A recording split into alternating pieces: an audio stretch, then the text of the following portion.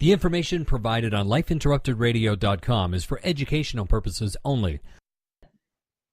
Welcome, everyone, to the Autoimmune Hour on Life Interrupted Radio. I'm your host, Sharon Sayler from SharonSayler.com. And Friday night, 7 p.m., another episode. I've got a really interesting take on tonight's episode, but I'll share that in just a minute. I just want, summer has arrived, I guess. It's really warm here in the Pacific Northwest, and so I'm enjoying the longer days of summer. I hope you guys are too.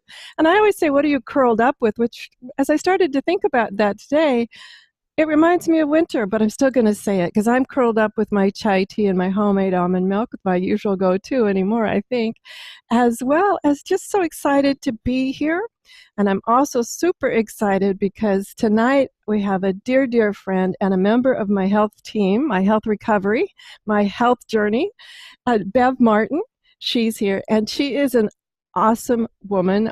She's amazing coach. She's NLP trained as well as clean language, and I know I'm forgetting all sorts of things. She's just so intuitive about everything. And what I love about Bev is she has this way of asking these beautiful questions that just expand your mind. I mean, she's asking out of pure love and pure curiosity, and yet all of a sudden your mind is just expanded by these ways that she has powerful questioning strategies. She also does family constellation work, all sorts of amazing things. So we'll have Bev talk a little bit more about herself, but one of the things I wanted to share tonight is this month is the 4-year anniversary of my diagnosis, and one of the things I wanted to have Bev on to talk with me about, we're going to be interviewing each other, so it's not just a one-way conversation as it is sometimes with my interviews, because Bev has been with me the whole healing journey. She's experienced the whole thing, poor thing. So welcome, my friend Bev. Thank you for being here tonight. It's my pleasure, and lucky me, honestly, lucky me to get to participate with you through this journey. And I'm so delighted we are where we are in the progress that you've made. And I'm looking forward to turning the tables on you a little bit and interviewing you were, because I'm sure that your audience are really interested to hear even more about you, what you've been through, and probably even more importantly, like how you've managed to be at this part of your healing journey. So I'm looking forward to interviewing you. Exactly. See, and that's the reason I threw myself into this, because I know Bev is fantastic at bringing out just the essence of so many things. I'm going to put her on the spot a little bit, because one of the things she taught me years ago, and I have remembered this so often, is that a simple way to bring out people's limiting beliefs and deep thoughts is to use the word because. Do you remember telling me that, Bev? Only vaguely. You're going to have to remind me. Yeah, I think so. But go ahead and let me know how the context is. Okay, because, as we were talking one time, I was telling her all sorts of things, and I was always using this word because. And she stopped me, and she said, look, because is a fascinating word, because it appears in sentences usually followed by a reason. And those reasons were things that she wanted me to back up and go into the reasons individually, not just this because, and, just comma, comma, comma, comma. It was really important for her to slow me down and figure out all of why there was so many because, and then I had so many reasons going on. And that was important to me. That learning was important to me, because when I hear my own self-talk now, and I hear my own because, I stop and I go, okay, what's the deeper reason? What is this about? It's not just some, high, fluffy thing. It forces me to go deeper now. You've reminded me of that. That's really important. Yeah, because our brain tends to think that whatever follows a because is a fact. And so we want to check that, is that so? See, I told you, is that so? She is so good at just getting me to make sure that I am on my truth path. And that doesn't mean that being untruthful, which is really fascinating to me. What it meant to me being on that path is, am I being honest with myself? Even when Bev would say, are you in pain? And I'd like, oh, I'm fine. And she could probably tell, like, yeah, no. Mhm. Mhm. Yeah.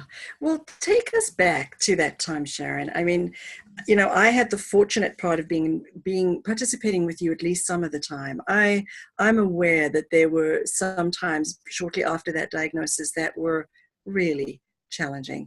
And I don't mean for you to relive it, but what would you have us know? Like, what was it like? And can you say the name of the diagnosis? Is that okay to ask? Yeah, absolutely. It's really long. It's called dermatomyositis. And I'll tell you, when I first heard that word, it could have been supercalifragilistic. The problem with you're not feeling well, you know something's wrong, and you get a diagnosis, but usually it's a word like that, and you're like, what? You know, Right. It's a great the doctor scratch might word. look a little scared or a little nervous or a little sheepish about telling you, so you know from the body language, okay, that's not good. But other than that, you have no context for what any of it means. And I think that was the part that frustrated me the most was the first context I got was really horrible news. It's like, look, this is going to happen, and myositis means muscle weakness, and they're talking about me not being able to walk, and the dermato part is massive skin rashes, and it was horrible for about 2 months until we got it under control. I have to tell people this, it's shocking, but I'm sorry. I did lose about 60% of my skin in 2 months. And the pain was so excruciating at times, because imagine waking up with a 3rd-degree burn, and that's from the inside out. That's how I describe it, because you wake up, you have a rash, and over the period of 24 to 48 hours, the skin starts to peel. So I imagine waking up with a terrible sunburn, but you weren't out in the sun. And so the interesting thing that happened to me, though, was 2 things. The pain for me got to the point where I wasn't in pain anymore. I know that sounds really weird, but that's the only way I can describe it. So you were And just used to it? I do a lot of mindfulness work, as you know, and I think I was able to distract myself from it. I'm sure it was still there in some context, in some form. It didn't look well, I think. And the other thing I was thinking about is when you're given that diagnosis and you're told all of these horrible things, they use the word have a lot, like you have this and this will happen and this is the outcome. And you have to be so careful that you don't take that in as truth. Right. Because here I am, I've been off all the meds since August of last year, but I was healthy before that, but just out of an abundance of caution, my team kept me going on the particular direction that we weaned off and all of these things. So I probably technically could have been off of them sooner, but just I have a fantastic team, Bev, part of that, who it kept me from rushing the process in a way, because I just kept wanting to get this over, get this over, get this over. But they were right. They were right. Take the time, allow your body to heal, allow your body to recover. But I think the 2 big things for me was first accepting the diagnosis, because it's a shock and a grieving process. And the second one was dealing with all the, as I call them now, white coat authorities giving you horrible, horrible prognosis. Right. Well, how did you? I think that's such a good point, because on the one hand, you're really counting on medical knowledge, on all the things they know. They know how to spell that big long word, and they even know what that word means. So you're having to avail of knowledge and information. And yet, you and I have talked about this, where, someone in a white coat, when they forget to say, in my opinion, before they deliver what seems like a life sentence of some kind. So how did you manage to navigate between, here's the words of wisdom that come from, somebody who knows better than you in some regards, and when you would listen to your own self? Great question. I got to think about that one a second. I think all of my massive training, Bev and I have some similar training, and she has some deeper training in other ways too. And so I've studied with Bev before. Bev and I have known each other. I was thinking about this, Bev. We've known each other for 20 plus years. And so I've studied with Bev. I've studied with Bev over the years, and some of the things that she taught me, as well as other beautiful trainers and mentors in my life, was about knowing the difference between believing and knowing. And I think that most people are like, what do you mean, Sharon? Well, knowing is based on scientific fact. Knowing is what are probabilities, what are the statistics. And believing is something different to me. That's where hope lives, that's where prayer lives, that's where thought lives, that's where faith lives. And I think that shortchanged a lot, unfortunately, because the doctors know, at least they say they do. They're shocked at my outcome, but that's fine. I've proved to them that the outcome's possible, so that's all that I care about. But the believing part, believing that, I guess my dander got up. I'm known as a polarity responder, and if you don't know what that is, that maybe some of you out there in my community are too. I know some of you have written me on that you are. And what it means is when someone tells you you can't, you won't, or this is like that final outcome, whatever it is, you get your dander up and you're like, not me. That's not going to be me. Nope, I'm going to prove you wrong. So I remember having that discussion numerous times with my doctors and actually firing some doctors because they were like, Sharon, get real. I'm going to send you to a psychiatrist if you keep talking like this. And I'm like, no, I just don't. I'm just refuse to have that outcome for my life. Wow. And get real according to whose reality and to what is possible. I love how you say where hope lives, because I see people with all kinds of immune disorders and real challenges. And I take my hat off to people who can keep hope alive when everything, just feels challenging and lousy, and you have an expert, well-meaning as they may be, sort of, helping you to not let your expectations get too high when you actually need them to be really high and really good. Yeah, you probably saw me wince there. If in audio, you can't see me wince there when Bev said that, because she's never said that to me. But interestingly enough, that triggered me. It was something very similar to that, to a medical professional at a very respected institution, well-known institution here in the U.S. And I was just like, if you want us to get well, then, and I kind of lectured him on how to talk to people, if you want to keep that hope alive in us. I don't know, who knows if it helped or not, but it made me feel better. They should hire you to do that very thing, because what a difference it makes when a supportive person knows just the language to use and what not to say. When someone's doing their level best, it's your life. What could be more important, Right. So it sounds like you're saying there's sometimes when a doctor would find you non-compliant, where actually what you were doing was the best thing you could possibly do. Yes.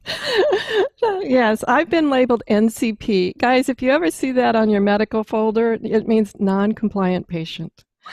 And that can be anything from saying to a doctor, like, that might be what's normally suggested, but that's not going to work for me.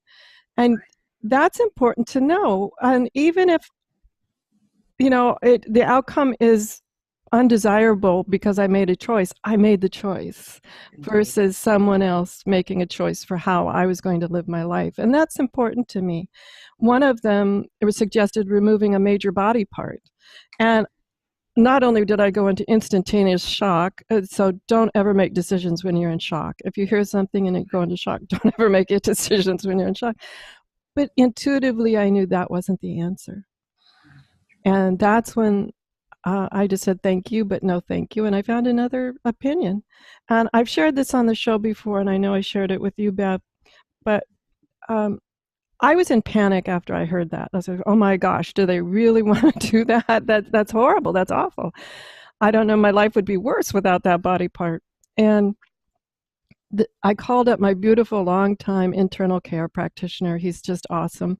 And he knows, he knows that, could tell when I was very upset and panicked a little bit.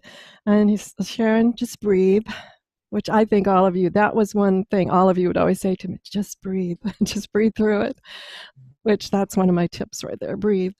And he said, Sharon, That's a surgeon's answer for a problem he cannot solve. Wow. Yeah.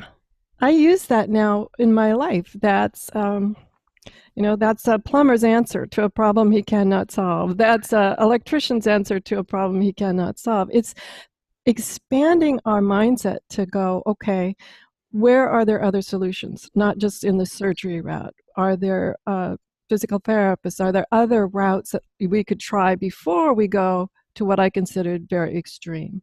Right. Wow. And how rare it is, and actually wonderful, to encounter a doctor once in a while who will honestly say, I don't know. That's well, as you know, which is as part of my team, that was one of my requirements for being on the team. Excellent. Say more about that. I'm fine if you don't know. I'm absolutely fine. Because my next question is, do you know someone who might? Or do you know someone else who would give me a different idea? And oftentimes, I did not ask that of that surgeon because my own intuition said, that's his final answer. It's kind of like that game show. Is that your final answer? I could just tell that was his final answer. And the final answer you'd be willing to listen to, for sure. Yeah. Wow. Absolutely. So that was a critical point, I think, was having team members that say, I'm baffled as you are, Sharon. And I'm like, that's okay. I'll keep looking, I'll keep researching, and willing to accept what I call out of the box ideas and tell me no or tell me yes. Because I got chastised one time by another professional that I let go about listening too much to Dr. Google. And I absolutely agree. There is a bunch of quacks out there. You put in your symptoms or whatever, and you can get, wave a dead chicken over your head. You can get anything. But I was actually doing true medical research on the medical research websites. It wasn't just, looking for some trip to a jungle somewhere to get cured. And I think so it's important for you to let them know that the research that you're doing on your own, because nobody knows you like you. Indeed. And sometimes when they give you a diagnosis, I had a diagnosis 2 years prior that just never seemed right. I'm like, yeah, you can check off a couple of those boxes, but no, that's not right. No, that's not right. And I tried all their suggestions and it didn't fix the situation. And so when I got the second diagnosis 2 years later, I wasn't really surprised because, and then when I read what dermatomyositis is, I went, yeah, that makes more sense. Mm-hmm. And that gave me a place to point, a place to do research. That's so important. I love that you say nobody knows you like you, because it's exactly right. And I think even, a person say like myself, I'm not medically smart, but I know myself. And I think a doctor who would at least honor and acknowledge what you know about you, because that's a whole field of wisdom they couldn't possibly have access to. I love a doctor who will listen and respect when someone says that just doesn't feel right or it doesn't feel like me. That's wisdom, if not medical knowledge. Right. And listen to you that if you do what they suggest, like take a particular medication, and you have some strange reaction that's not on that piece of paper that comes with it, tell them, because you know you best. Like, I never had that before. Like, one of the things that drove me nuts was when you have an autoimmune, a lot of times they put you on very heavy medications like chemotherapies and anti-rejection transplant drugs, things like that, which were shocking to me. And one of the ones they put me on, I lost a lot of my hair. You probably remember that. I had these big patches of my hair falling out, and my hair used to be red and straight, and now it came back in gray and very curly, crazy. But I remember him saying when I said, well, look, I'm losing my hair, and I had pictures from my cell phone. Look, it's just coming out in clumps. And he goes, well, that doesn't happen. Oh, my mistake. My experience is completely irrelevant. That doesn't happen. Oh, my gosh. Yes. But he had no other explanation of what was happening, because hair loss is not part of dermatomyositis either. So it was like, okay, what do you think? I'm pulling it out? for Right. show. Oh my So, goodness. yeah, we need to take a quick commercial break. When Bev and I get together, we just have great fun. This is fascinating. I love this. I hadn't even thought of a lot of this thing until you asked me. And then I just went down rabbit hole after rabbit hole here. So Love we'll it. be right back after this quick commercial break. Welcome back, everyone, to the Autoimmune Hour on Life Interrupted Radio. I'm your host, Sharon Sayler from SharonSayler.com. And tonight I'm also the guest. You might have been listening as, Bev Martin, a beautiful member of my wellness team, has been throwing questions at me. We didn't practice this. This was just like, here, Sharon, we're just going to go for it, find out what's in that head.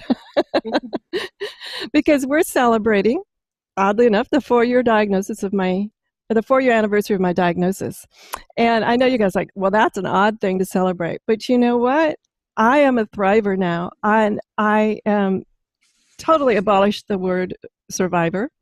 And some of my medical professional team will tell you, Sharon, you're not cured. And I tell them, I don't care.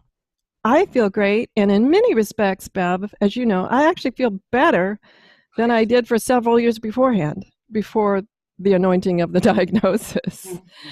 And that tells me I'm on the right track. Right. I love your language, words like thriver. And, probably a big part, because you and I both have the love for how we think and language. Can you share a bit of some of the ways that you maintained yourself, your hope, your good mood, and the way that you were thinking about things? I would love to know more about how you used all your skill in communication to support yourself through this healing journey.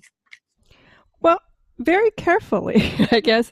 And one of the things I would do, and I've learned this from you too, is if I said it in I'll say a negative way, I would go cancel, cancel, cancel, and start over. Mm-hmm. It's a healing journey. It's an experience. A disease is out of there, illness is out of there, all of the sort of negative labels. And it's always about moving forward. A journey is moving forward. An experience, an adventure is open, and you're looking forward to those kinds of things. At least I love the word experience and adventure. So I would use words that encouraged me to move forward, as well as I would talk to other people in that same language. And sometimes they would look at me like, Sharon, you're talking kind of strange. But it's critically important because, as you and I both know, the words have meanings and they stay. And if we hear negative words from ourselves or from others, our unconscious mind really has very limited filters to say, oh, well, that's not true. It doesn't know unless we go back and say, cancel, cancel, cancel. We don't want to import that, hit the delete on the computer button on that one. And so that was important to me, and being really careful and choosing the words and the language I used. And another thing that was important for me, and I've been blessed to have people in my life, friends like you, and a larger community, as well as my own family. At first, everybody's in shock. At first, there's a lot of grieving. At first, there's a lot of like, what's going to happen, and future pacing and just all sorts of things. But one of the things that kept me, and some people might say that's really kind of false, but it worked for me, was I always tried to be upbeat, especially around my close family, those close loved ones that are in my sons and my grandkids and all of that. Because one thing I didn't need, as much as they were beautiful about it, was to make them more scared, make them more anxious than they already were. And, I figured I'd deal with it.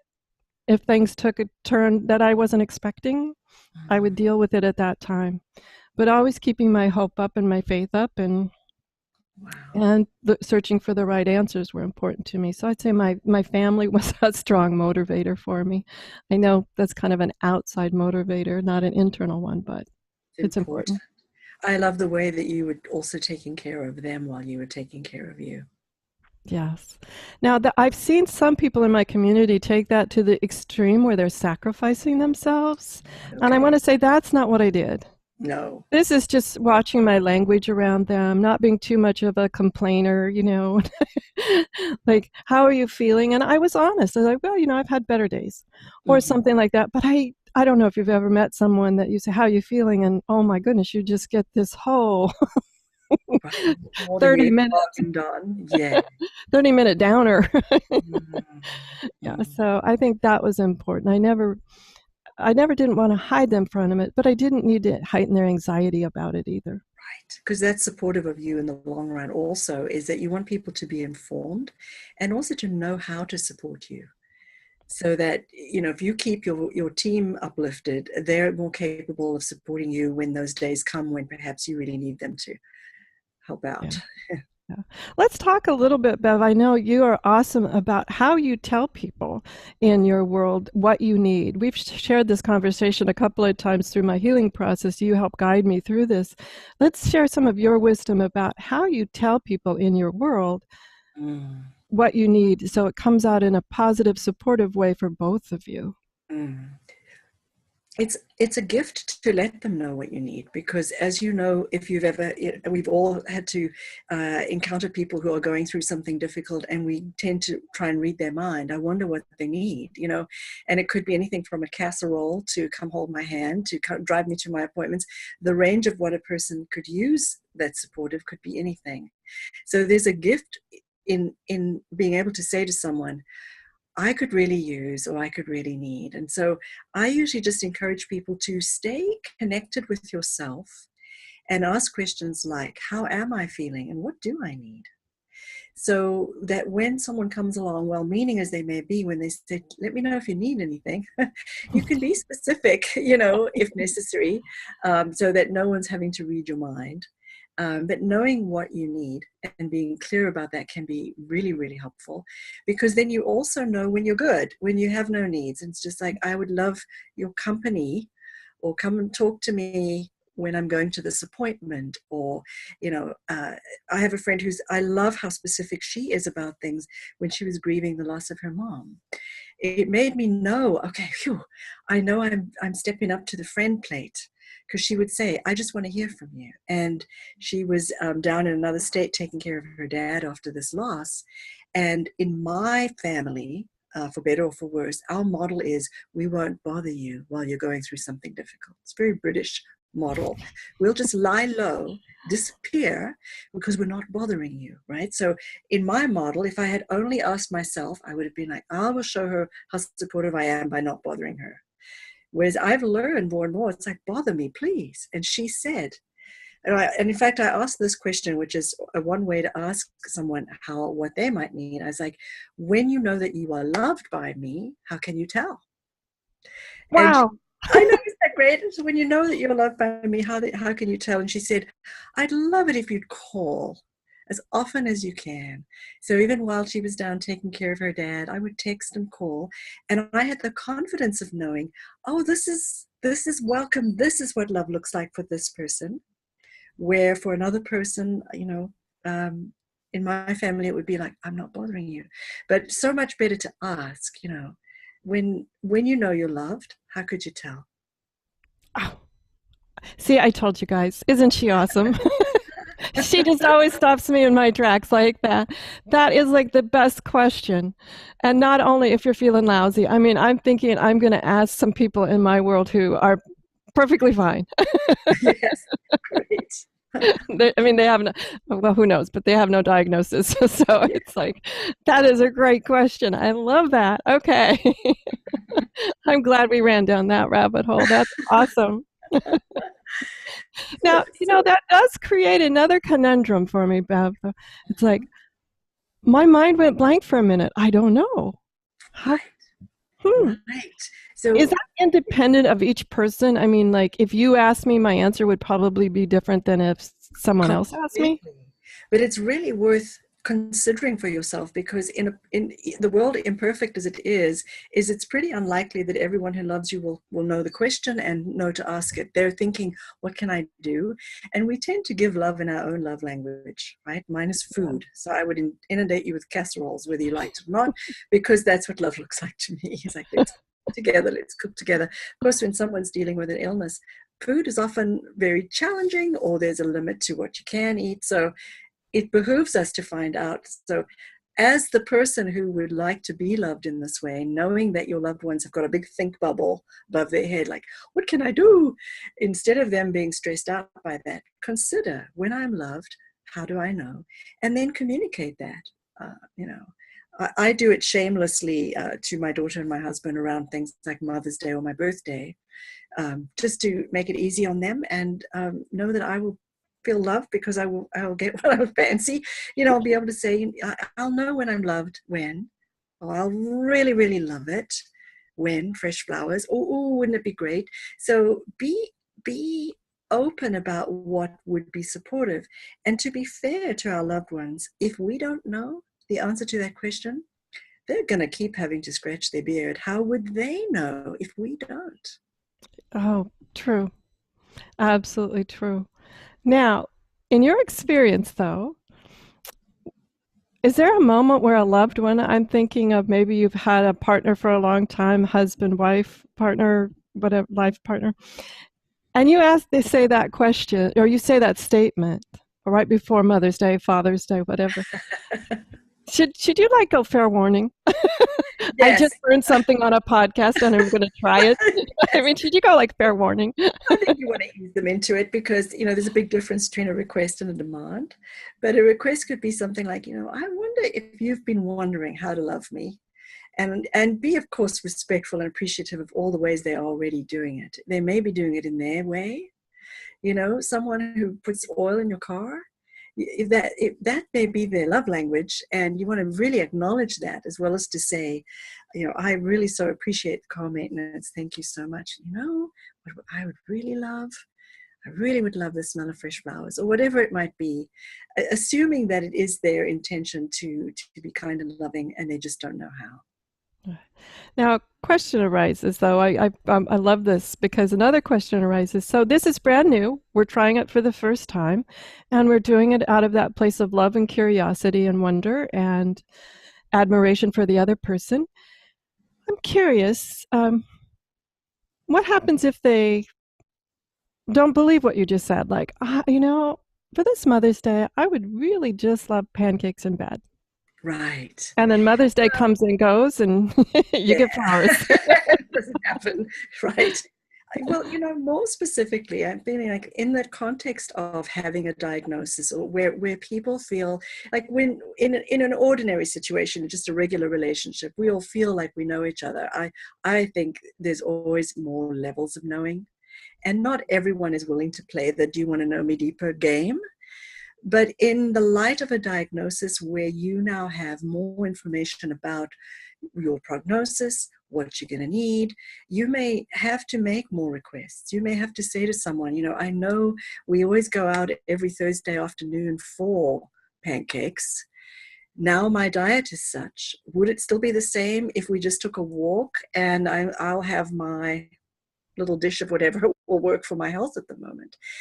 So it's you're to take away the fear that they may have and replace it with action steps that they can take is a gift for both parties.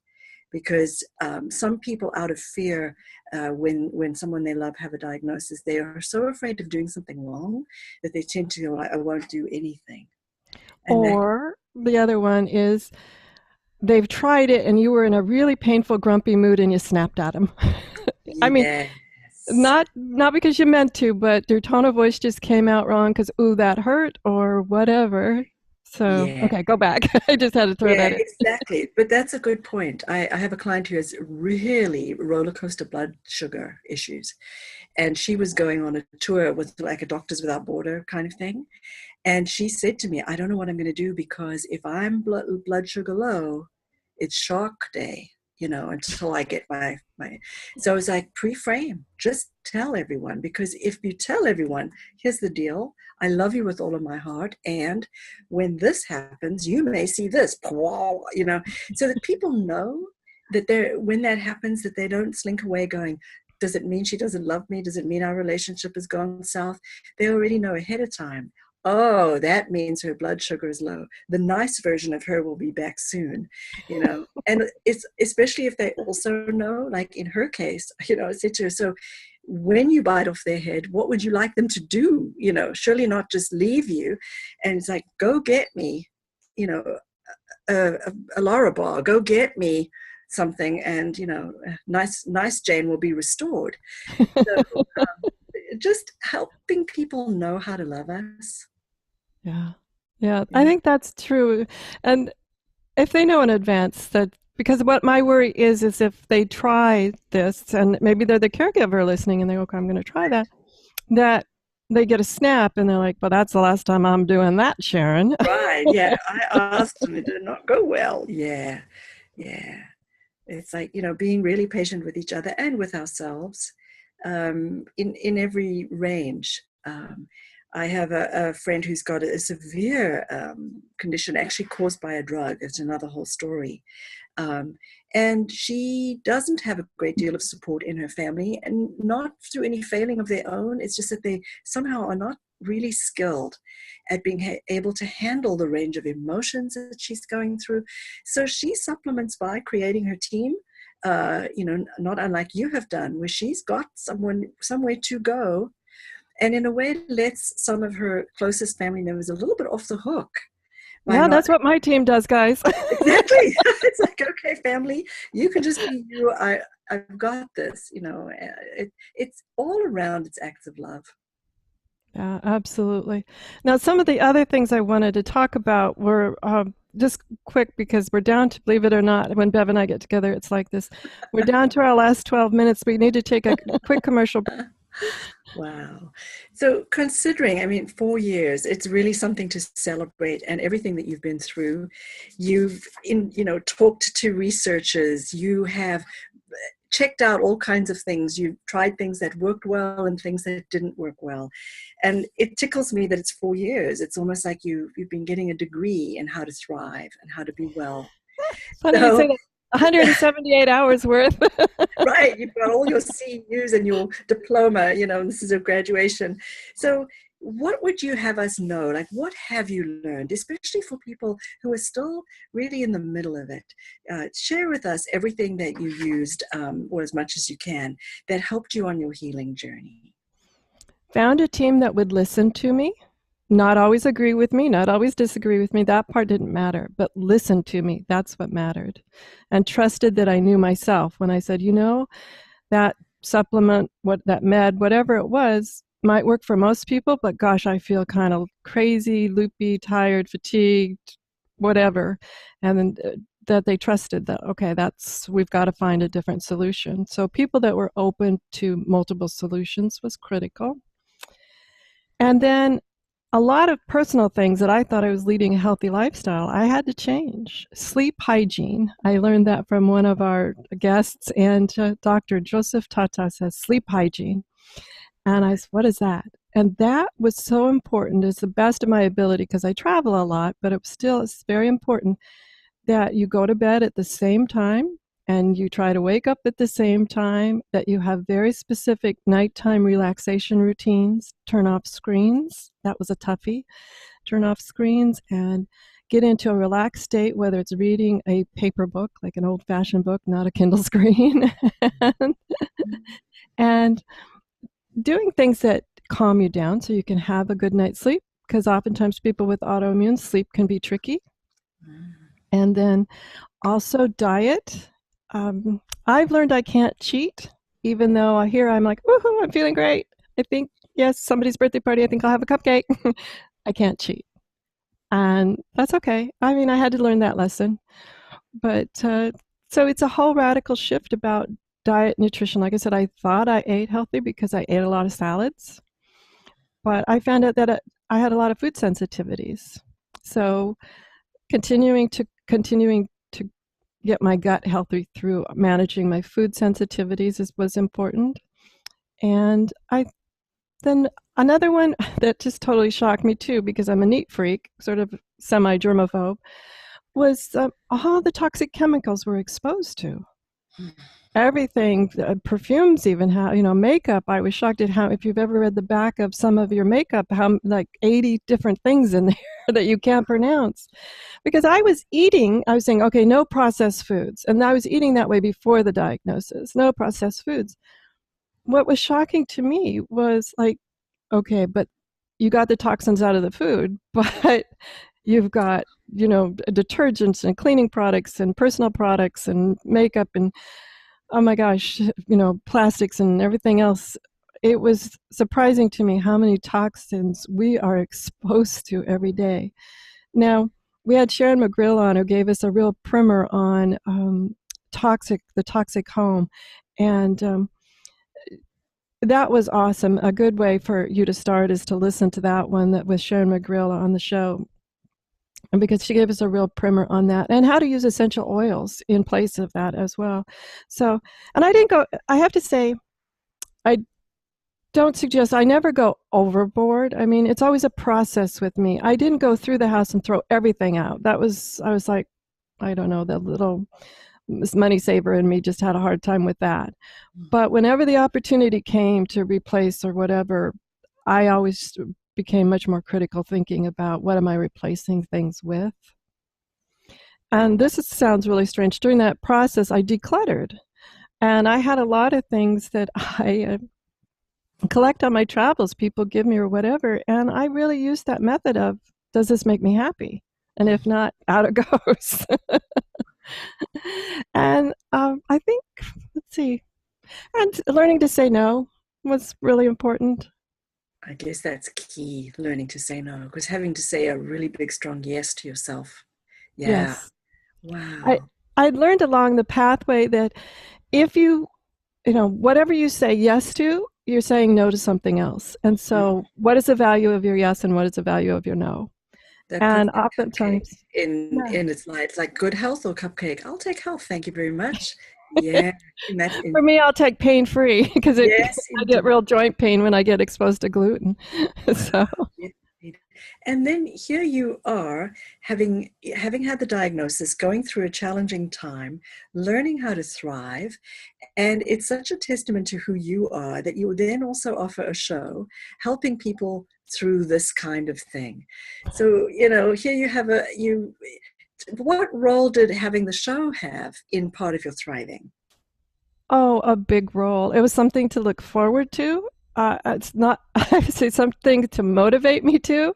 Some weeks, I was like, it's not that easy putting on a podcast. And I was like, oh, but I did it every Friday night. I would make sure that I did it. And I've met so many awesome people, not just my guests, but people who've introduced me to guests and people on the Facebook community, people on the Twitter community. And now we've just started Instagram as well. And I love it. I think a big thing about healing is knowing you're not alone. Yes. Yes. Well, I feel a little shy to speak on behalf of all the people who listen to you, but I would like to just say, we're so glad you thrive. You serve us all, we benefit from it, and yay you. Congratulations. Well, thank you, Bev. And I'm blushing if you can tell on the video. Thank you, Bev. This is a labor of love, and I know some of you call it an irrational passion, not Bev, but some other of our friends call it an irrational passion. But to me, it is. That's what keeps me going. So, I mean, obviously, I do my other work too, my communications work, which I'm equally irrationally passionate about. But this has been awesome. I want the audience to have time to know more about you, Bev, though, because I want them to know where's your website and how can they get a hold of you and all that good stuff. Sure. So it's bevmartin.com. And that's just the easiest way to reach me. And I just love to work with something that you say today, nobody knows you like you.